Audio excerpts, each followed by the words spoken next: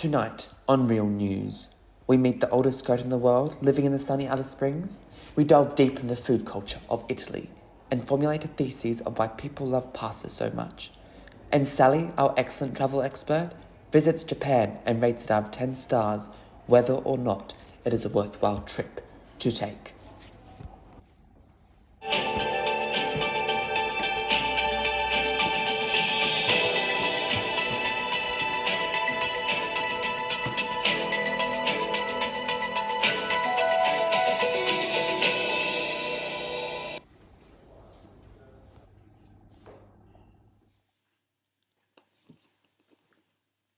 Good evening, my name is Mike Sulphur and welcome to the program.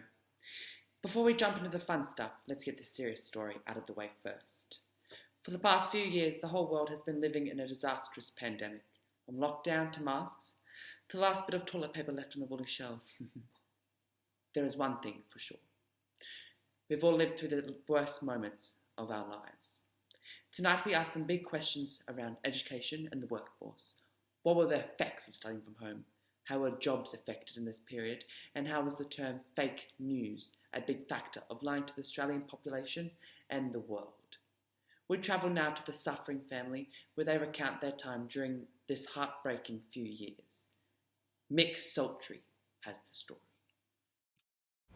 Streets empty, cars gone, beds occupied till midday. The look, the feel and the dread of 2020.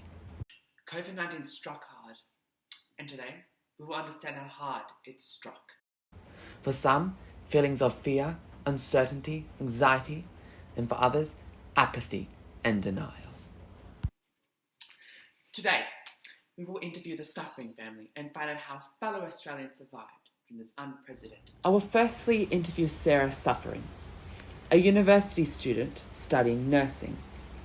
Universities were closed nationally at the start of the academic year in March 2020, with on-campus learning suspended.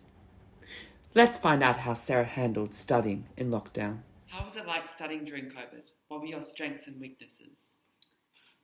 Studying during COVID was definitely an adjustment at first. I think I went from having like a good routine of like attending classes and things like that, but then when there wasn't so much of that routine and timetable, I found it harder to keep on track of things. Did you believe every piece of news that was released about COVID? How did you divide the real news from the fake news? Well, I don't know if I'm gullible, but I believed every part of the news. I feel like it was easier to believe the news because then it made me feel like reassured that like this is why we're in lockdown, or like this is why we're doing this. So I believed every part of the news.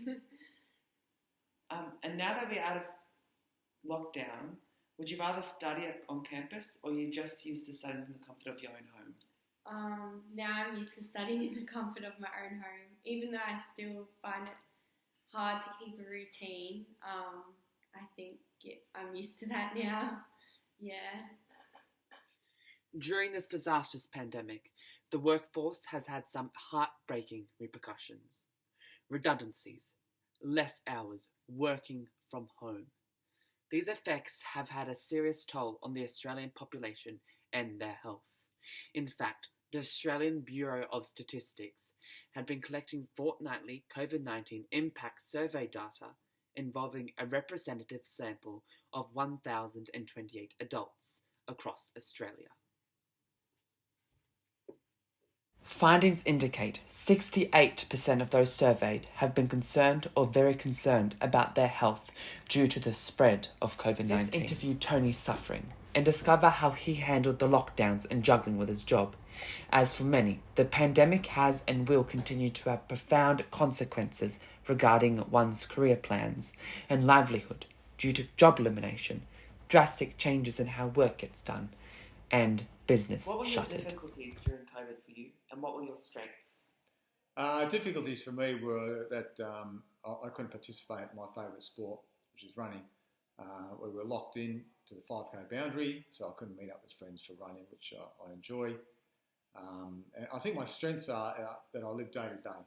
So I don't worry too much about the circumstances that we're in. I just accepted the rules and just got on with life as best I could.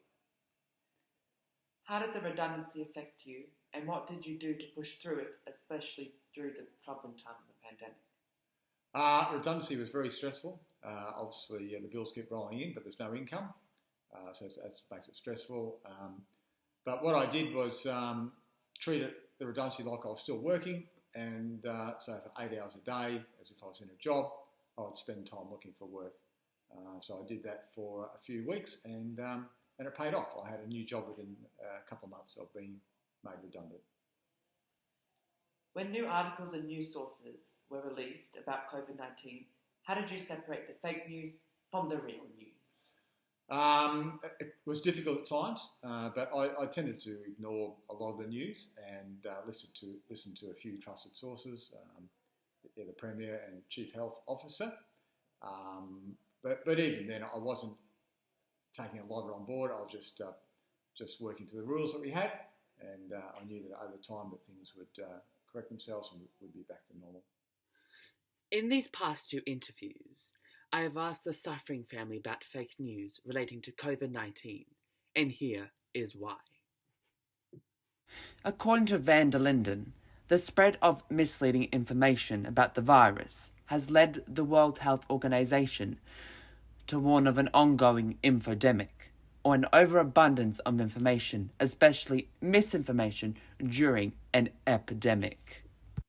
The overpublishing of news can be overwhelming, and it will be difficult to truly find and believe every bit of information when there are so many updates about COVID-19 and other bits of news. This could lead to the establishment of people beginning to think that COVID-19 is a hoax. Today I hope this story helped you as the viewer to really understand how 2 Australians survived throughout the lockdowns and are now thriving. Also, I hope it brought you an insight into how the education sector and the workforce were truly affected by this pandemic, and how fake news was a dangerous tool throughout lockdown. If you would like to learn more about any of the topics I've discussed today, please click on any of the provided links. Mick Sultry, real news. Thanks, Mick, and I'm glad the suffering family can now be the super family. Anyways, we'll be right back after the short break.